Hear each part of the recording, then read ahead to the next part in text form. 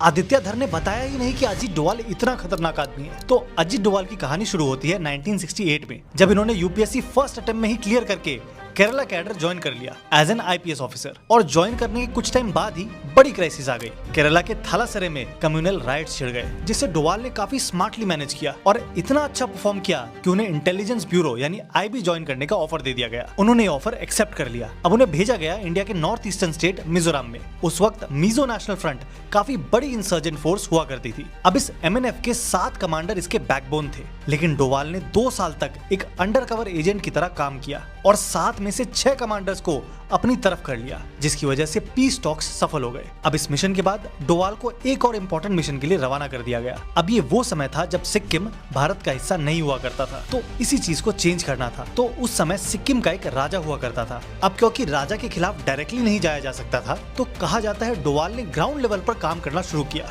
और local parties को support करके राजा के खिलाफ माहौल बनाया और राजा पर प्रेशर बनवाकर इलेक्शंस करवाए, जिसकी वजह से अल्टीमेटली सिक्किम भारत का हिस्सा बन गया। सिर्फ 7 साल की सर्विस में डोभाल को प्रेसिडेंट्स पुलिस मेडल दे दिया गया और डोभाल को उनके अगले इंपॉर्टेंट मिशन के लिए रवाना कर दिया गया, जो भारत के लिए बहुत ज्यादा इंपॉर्टेंट था, nuclear bomb.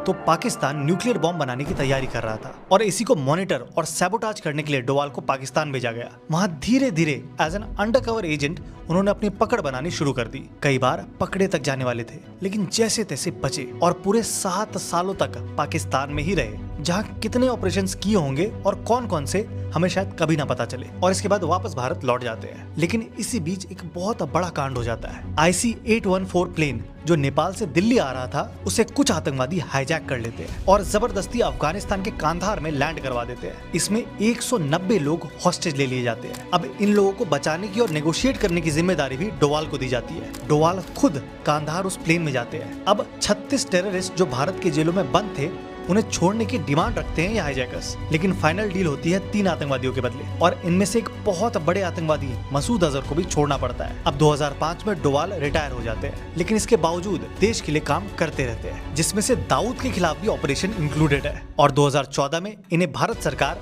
National security advisor यानी NSA बनाती है और surgical strike, Balakot air strike, operation Sindoor जैसे ऑपरेशंस में इनका बड़ा रोल रहता है। तो ये है हमारे देश के जेम्स बॉन्ड अजीत डोभाल की असली कहानी। ये फिल्म में एक कैरेक्टर की जगह इन पर पूरी फिल्म बन सकती है। खैर, ऐसे और वीडियोस के लिए पेज को फॉलो जरूर कर लेना।